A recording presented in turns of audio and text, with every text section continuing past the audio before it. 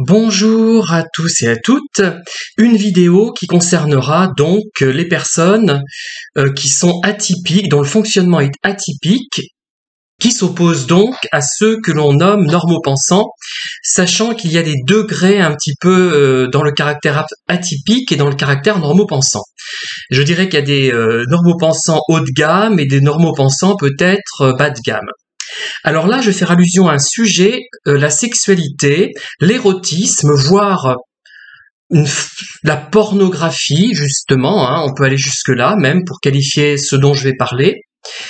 Et comme tout un chacun, je suis vivement intéressé par ces thématiques, surtout l'érotisme évidemment, et j'aime bien entretenir des conversations sur ce thème avec des gens qui partagent mes fantasmes, on va dire, j'aime pas ce terme, il est trop large et trop répandu et inexact, mais mes idées de scénarios érotiques, menant à l'érotisme plutôt, et j'en entretiens notamment une par email, de manière sporadique depuis, il y a pas loin, peut-être pas 10 ans, mais pas loin. Voilà.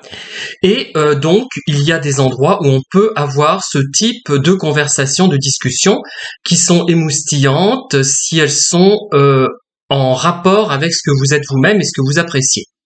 Donc, le sujet est en dessous de la ceinture, hein, qu'on le veuille ou non, là, même si pour moi l'érotisme est dans le cerveau, la problématique n'est pas là. J'aimerais bien que vous le compreniez, hein. Ce n'est pas un problème. Le problème ne vient pas du fait qu'on me parle de sexualité alors que je n'ai pas envie d'en entendre parler, comme j'ai pu le dire précédemment dans une autre vidéo sur un autre thème, hein. Ça n'a rien à voir là. Là, au contraire, on est dans l'érotisme, dans la sexualité. Bon. Alors, parfois les conversations s'enclenchent bien, on se dit tiens celui-là, voire celle-là, hein, il y a quelques femmes hein, qui entrent dans ce genre de dialogue aussi, hein, sur des sites même qui sont un petit peu mixtes, et on se dit c'est formidable, tiens ça commence bien, on a l'air d'être en phase, on a l'air d'être, comme on dit, encore une expression que je n'aime pas, sur la même longueur d'onde, mais tout le monde me comprend, voilà. Et puis au bout d'un moment, il y a la personne en question, qui vous semblait pas mal, a priori, vous envoie une vidéo, pas une vidéo d'ailleurs, une photo, qui représente un sexe. Alors, il est en érection, pas en érection, cela dépend en fait, hein. C'est souvent son propre sexe, et il réclame la même chose de votre part. Bon.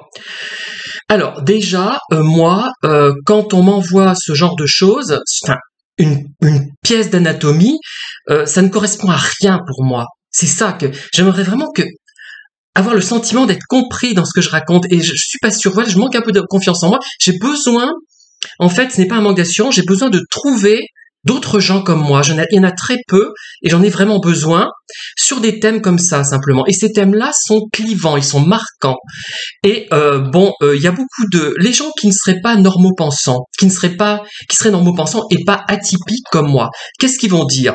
S'ils sont un petit peu intelligents, s'ils ont fait des études, s'ils ont un QI au moins égal à 90, ils vont se dire, bon, celui ou celle qui m'envoie ça, c'est un pauvre type ou une pauvre bonne femme, laissons tomber, on va dire au revoir, on va s'en débarrasser. Voilà, le normopensant de haut niveau, enfin de niveau relativement élevé, va tenir ce genre de propos, de discours.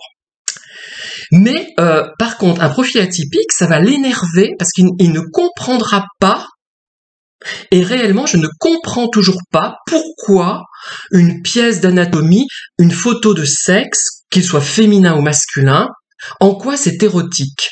Je ne comprends pas, même en quoi c'est pornographie. Pour moi, ce n'est rien. Ça ne me dégoûte même pas, ça me laisse indifférent, je ne comprends pas, j'ai envie de dire quid. Oui, et alors, qu'est-ce que vous voulez faire avec ça? Enfin, si, je vois bien, mais c'est pas le problème, hein. Alors, c'est quelque chose en plus qui est détaché du corps. Il n'y a pas le visage, il n'y a pas la poitrine, les pectoraux, les muscles, les fesses, les jambes, les cuisses, les pieds, que sais-je encore. Il y a que ça. Alors que moi, je suis attiré par un individu dans sa globalité et surtout par son cerveau. En fait, on est attiré par quelqu'un par son physique dans un premier temps, c'est la première chose, mais et encore, je n'en suis même pas certain. On doit percevoir de façon plus ou moins inconsciente autre chose et on est attiré vers telle ou telle personne. Bon, il se trouve que nous autres atypiques, nous sommes souvent attirés par des pervers, puisqu'ils nous donnent l'illusion d'être comme nous atypiques. Et et en fait, dès que on se rend compte que la personne intellectuellement ça ne passe pas, ben le corps ne plaît plus, et je dirais pas qu'il y a une sorte de dégoût, mais presque. Voilà. Excusez-moi, je reviens. Voilà, je ne couperai pas, ça sera plus simple de faire comme ça. Donc il n'y a pas une sorte de dégoût, non, même pas, mais voilà. Bon. Et donc vous avez cette photo, vous vous dites, mais alors moi j'ai envie de dire, à chaque fois je dis, mais comme je l'ai expliqué dans mon profil, ça ne produit en moi aucun émoi de quelque sorte que ce soit. Je ne comprends pas à quoi ça sert d'envoyer une photo de son sexe. Pourquoi? Et alors la personne me répond de façon... Elle ne me répond pas, elle ne m'explique jamais pourquoi elle m'a envoyé ça. Je ne comprends pas, mais réellement, ce n'est pas de la naïveté. Pour moi, ce n'est pas du sexe, d'envoyer un sexe en photo. Et puisque moi, ce qui va m'émoustiller, ce n'est pas tellement la confrontation forcément physique, c'est la situation dans laquelle nous nous trouvons, dans laquelle une personne se trouve, et cette situation va être plus ou moins érotique, fortement érotique ou pas du tout, ou moyennement, ça va dépendre. Et ce n'est pas le fait de voir un organe génital. Bon, ce qui peut être intéressant, c'est de voir l'ensemble du corps nu, pourquoi pas. Encore que vous savez que moi, ça ne me produit pas d'effet. Je n'y peux rien, c'est comme ça. Je suis vraiment atypique et je croyais que beaucoup de gens étaient comme moi, mais moi, je verrais quelqu'un. Enfin, j'exagère peut-être un peu. Je caricature pour que vous compreniez bien. Une personne atypique, ça peut très bien ne rien représenter. Je vois une statue grecque, je dire c'est beau ou pas beau, je suis pas tellement fan d'ailleurs, mais l'érotisme, je ne le verrai pas. Je vais voir l'érotisme à partir de données peut-être fétichistes, de sous-vêtements, de situations. Je suis très axée sur la situation, et ce qui va être érotique pour moi, c'est la situation. Et la plupart des gens ne sont pas dans ce cas de figure. Il faut le savoir. Et ce sont des gens atypiques, souvent, qui sont dans ce cas de figure. C'est-à-dire que je vais, par exemple, si j'ai envie d'écrire un roman érotique dans les mois qui viennent, je vais créer des situations qui, pour moi, seront érotiques, mais qui ne renverront pas forcément à de la sexualité ouvertement décrite. C'est-à-dire, par exemple, je vais voir deux boxeurs, l'érotisme va être dans le rapport de force qui existe entre ces deux hommes ou entre ces deux femmes, puisque ça produit un effet comparable chez moi d'ailleurs. Le rapport de force, la situation, la tenue, l'attitude du public, les couleurs, les vêtements, la couleur du short, des chaussures, voire celle de l'arbitre, etc. Et ça va créer un climat qui peut être érotique alors même que les personnages ne font rien d'érotique. Alors, par exemple, j'avais écrit des petits scénarios de ce genre, et j'ai été confronté à des gens qui étaient vraiment réceptifs, qui percevaient l'érotisme, très rare, hein, c'est vraiment très rare, et d'autres qui me disaient, notamment une amie qui relit par ailleurs mes livres, mes livres, elle m'a dit mais c'est dommage qu'il n'ait pas de relation sexuelle après le match, etc.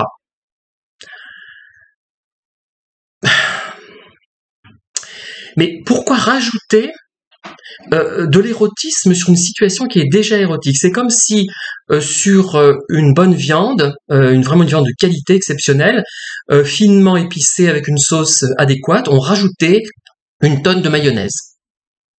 Il y a une incompréhension profonde, et c'est un de mes aspects atypiques de ne pas être sensible de la même façon à la sexualité, au corps humain.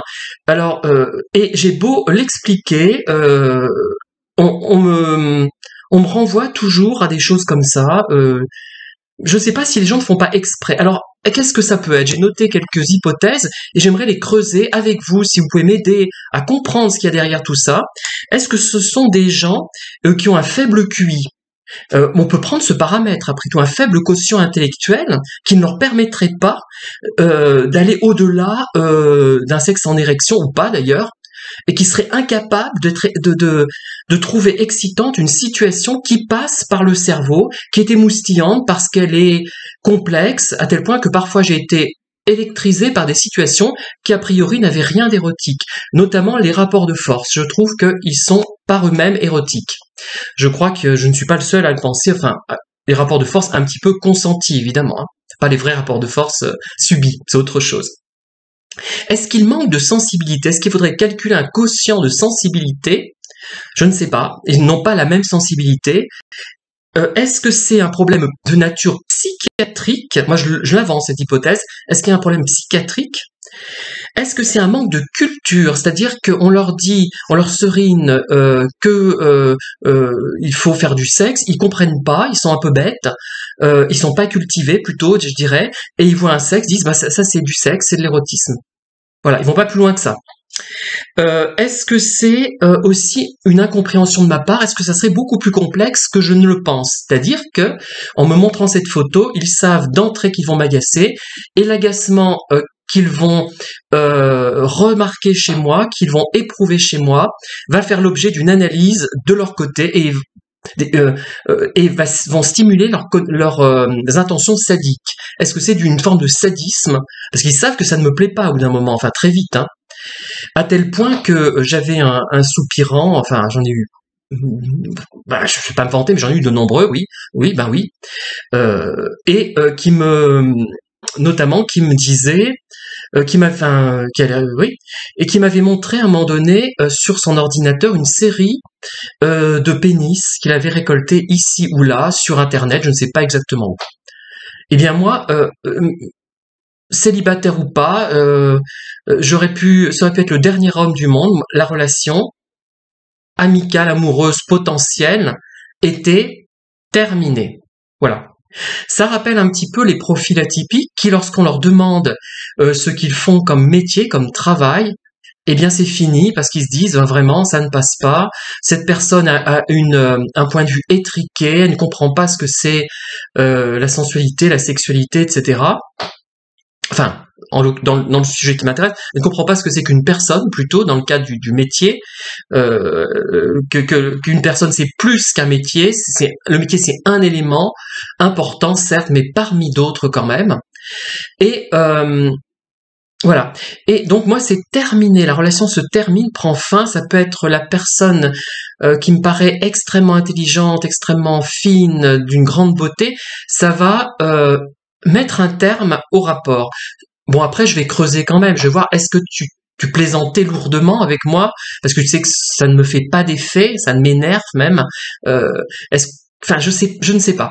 Et en tout cas, moi, ça m'a toujours sidéré, tout ça. Et j'aimerais, si vous avez des pistes à me suggérer, mais vraiment sur cette thématique-là, pourquoi le fait d'envoyer une photo d'un sexe, de son sexe, que ce soit féminin ou masculin, à une personne, en quoi c'est émoustillant? Pourquoi pas envoyer, par exemple, un doigt? Moi, ça ne ferait pas plus d'effet, ni moins d'effet.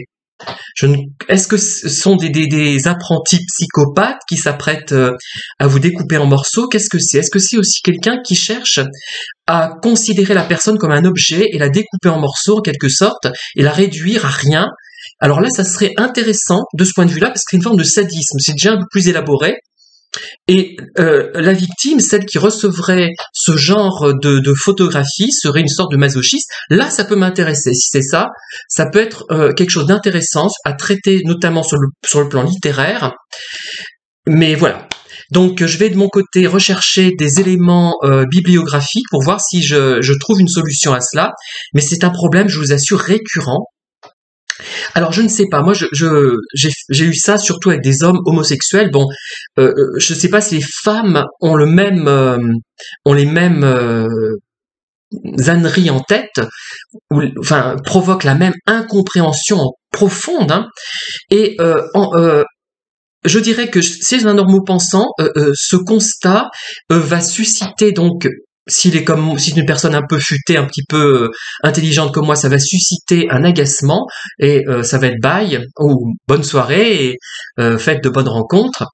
Mais chez moi, ça va susciter un tas de questions que je vais poser à la personne et que je vais essayer de rechercher moi-même en lisant, en posant des questions autour de moi. Donc là, je suis demandeur de toutes vos remarques, mais attention, ne partez pas du principe que ces gens s'intéressent à des choses en dessous de la ceinture. Moi aussi, comme tout un chacun. Hein.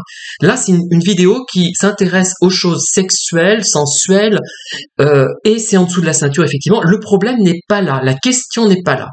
C'est la nature de cette sexualité qui n'est pas comprise. Bon après, on a chacun des idées en tête particulières et qui ne coïncident pas avec celles des autres, mais il y a de types de sexualité auxquelles je n'adhère pas, mais que je peux comprendre, qu'elles me choquent ou pas d'ailleurs. Hein, attention, il y a des choses qui peuvent me choquer, mais que je peux comprendre, parce que je vois effectivement en quoi ça peut être sensuel, sexuel, mais il y en a d'autres que réellement je ne comprends pas.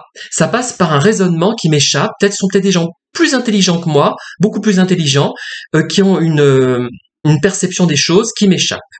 Voilà, merci de m'avoir écouté aussi longuement et je vous dis à très bientôt pour de nouvelles vidéos.